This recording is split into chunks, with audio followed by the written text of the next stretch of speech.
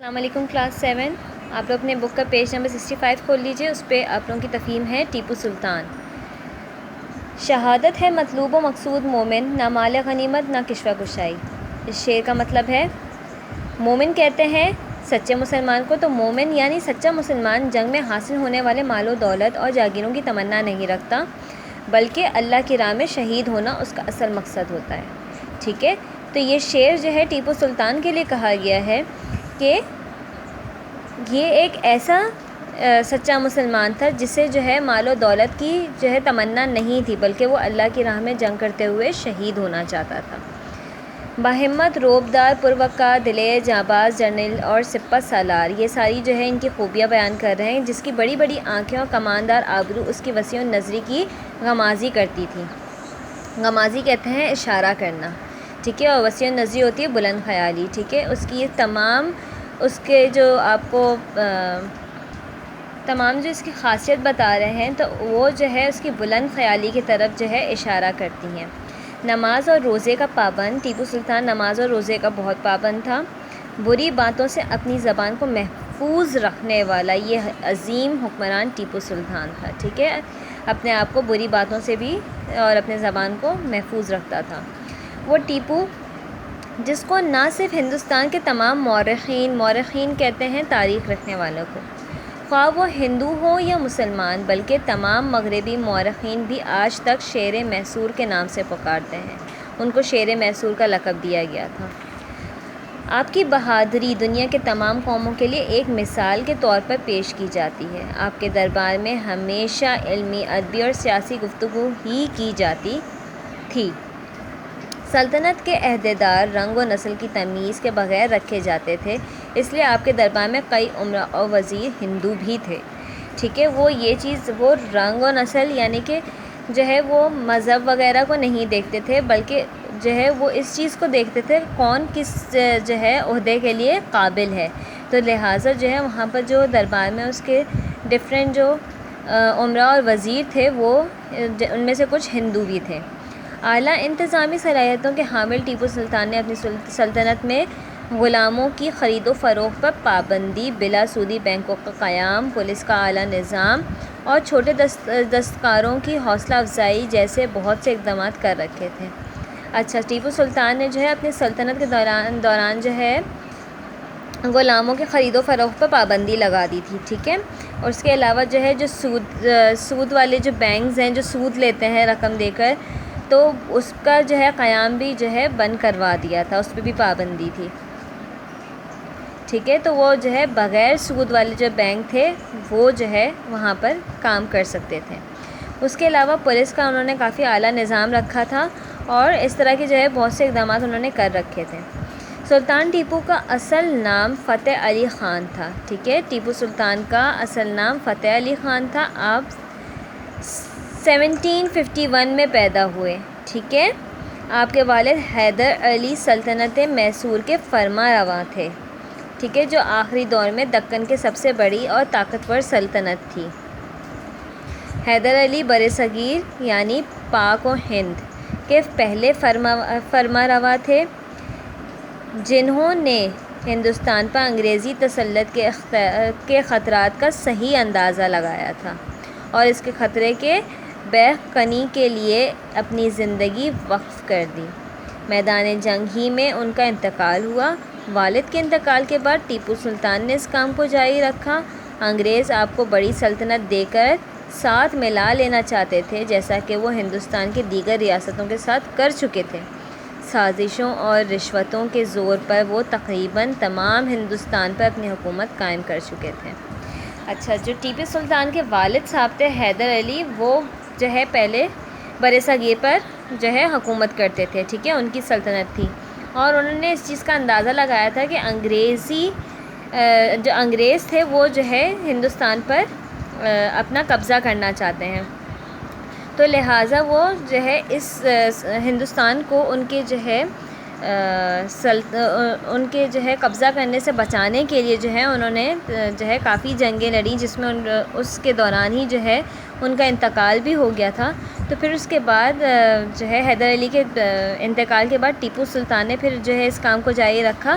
انگریز نے جو ہے تقریباً آدھے سے زیادہ ہندوستان اپنے جو ہے قبضے میں کر رکھا تھا، لیکن جو ایریا ٹیپو سلطان کے انڈر میں تھا وہ حاصل نہ کر سکے۔ انہوں نے اس کے لیے جو ہے کافی بڑی جو ہے رقم اور جو ہے کافی جو ہے زیادہ رشوتیں دینے کی کوشش کی ٹیپو سلطان کو، لیکن ٹیپو سلطان نے جو ہے لینے سے انکار کر دیا۔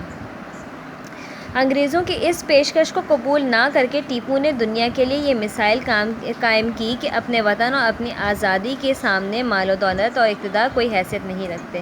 ابھی میں نے یہی بتایا کہ انہوں نے ان کی یہ پیشکش کو قبول نہیں کیا تھا اور یہ مثال قائم کر دی کہ وطن اور اپنی آزادی کے سامنے جو ہے مال و دولت کوئی معنی نہیں رکھتی ہے، ٹھیک ہے، اس کی کوئی حیثیت نہیں ہوتی ہے، مال و دولت سب یہیں پہ رہ جانا ہے، اس کی جو ہے ضرورت نہیں پڑی۔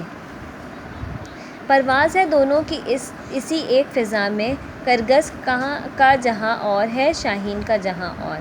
کرگس یعنی گدھ، ٹھیک ہے، یہ ایک پرندہ ہے، اور شاہین اگرچہ دونوں پرندے ہیں، ٹھیک ہے، یہ دونوں پرندے ہیں اور دونوں ایک ہی ماحول میں رہتے ہیں اور ایک ہی فضا میں اڑتے ہیں، لیکن دونوں پرندوں کی دنیائیں مختلف ہوتی ہیں۔ شاہین اونچائی پر پرواز کرتے ہوئے صاف رزق خود شکار کر کے کھاتا ہے، جبکہ گدھ مردار جانوروں کا گوشت کھانے کے لیے اکثر زمین کے گرد ہی منڈلاتا رہتا ہے، ٹھیک ہے۔ اب کیا ہے کہ دونوں جو ہے ہوا میں ہی پرواز کرتے ہیں، لیکن شاہین جو ہے وہ اونچائی میں پر پرواز کرتا ہے اور اپنے رزق کو تلاش وہ خود کرتا ہے اور صاف رزق کھاتا ہے، ٹھیک ہے، جبکہ گدھ وہ پرندہ ہے جو مردار جانوروں کا گوشت کھاتا ہے، جو جانور مر جاتے ہیں، ٹھیک ہے، تو ان کا گوشت وہ جو ہے تلاش کر کے کھاتا ہے، تو وہ زمین کے ہی گرد نیچی پرواز کرتا ہے۔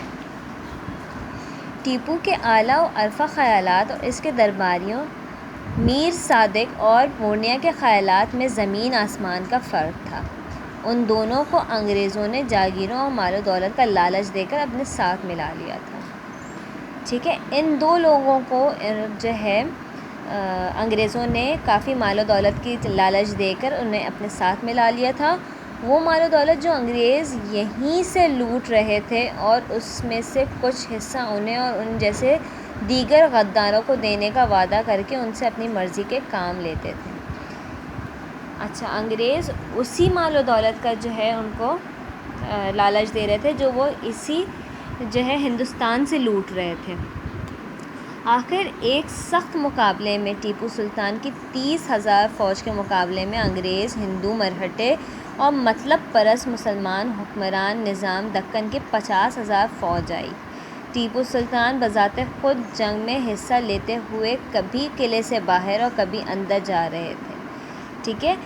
ٹیپو سلطان کی 30,000 فوج کے سامنے جو ہے آگے سے مخالف فوج کی تعداد 50,000 آئی، ٹھیک ہے، اور ٹیپو سلطان نے خود اس جنگ میں حصہ لیا اور کبھی قلعے سے باہر جاتے تو کبھی اندر آتے۔ غداروں نے توپوں میں بارود کے بجائے ریت کے گولے بھر دیے تھے، ٹھیک ہے، بارود کے بجائے انہوں نے ریت کے گولے بھرے تھے۔ اسی طرح کے بہت سے نقصانات پہنچانے کے ساتھ ساتھ ایک مرتبہ ٹیپو کے قلعے سے باہر نکلنے پر پیچھے سے قلعے کا دروازہ پورنیا ٹیپو سلطان کے وزیر مالیات نے بند کر دیا۔ پورنیا کون تھا؟ ٹیپو سلطان کا وزیر مالیات تھا، ٹھیک ہے۔ تو اس نے کیا کیا، جیسے ہی کیونکہ جو ہے ٹیپو سلطان جو ہے کبھی قلعے کے باہر کبھی قلعے کے اندر ہو رہے تھے، تو جیسے ہی اس نے دیکھا کہ جو ہے وہ قلعے کے باہر نکلے ہیں تو اس نے جو ہے پیچھے سے قلعے کا دروازہ بند کر دیا۔ ٹیپو سلطان جب واپس پلٹے تو دروازہ بند پا کر دروازے کے سامنے ہی دشمنوں سے لڑتے رہے۔ کچھ ساتھیوں نے مشورہ دیا کہ آپ اپنے آپ کو انگریزوں کو حوالے کر دیں، اسی طرح آپ کی جان بچ جائے گی، ٹھیک ہے۔ کچھ لوگ جو ان کے ساتھ تھے انہوں نے بولا کہ آپ جو ہے اپنے آپ کو انگریزوں کے حوالے کر دیں، لیکن اس موقع پر اس عظیم سلطان نے وہ جملہ کہا جو ضرب المثل بن گیا، ٹھیک ہے۔ تو اس نے جو ہے ایک جملہ کہا جو یہ تھا، شیر کی ایک دن کی زندگی گیدڑ کی 100 سالہ زندگی سے بہتر ہے، یعنی کہ شیر کی طرح جو ہے زندگی گزارنا زیادہ بہتر ہے کہ ہم آگے جو ہے بڑھ کر اس چیز کا مقابلہ کریں، اس سچویشن کا، نہ کہ جو ہے ہم گیدڑ بن کر جو ہے چھپ کر اپنی جان بچائیں۔ ٹیپو سلطان 4 مئی 1799 1799 کو لڑتے لڑتے شہید ہو گئے. ٹھیک ہے، یہ ڈیٹ ہے جب وہ جو ہے لڑتے لڑتے شہید ہو گئے. آپ کو شہید ہوتے دیکھ کر انگریزوں نے نعرہ لگایا، اب ہندوستان ہمارا ہے. جب انہوں نے دیکھا کہ ٹیپو سلطان شہید ہو گئے تو اب انہیں پتہ تھا کہ کوئی جو ہے ایسا نہیں ہے جو ہمارے ساتھ اس وقت مقابلہ کرے گا. تو انگریزوں نے یہ نعرہ لگایا کہ اب ہندوستان ہمارا ہے.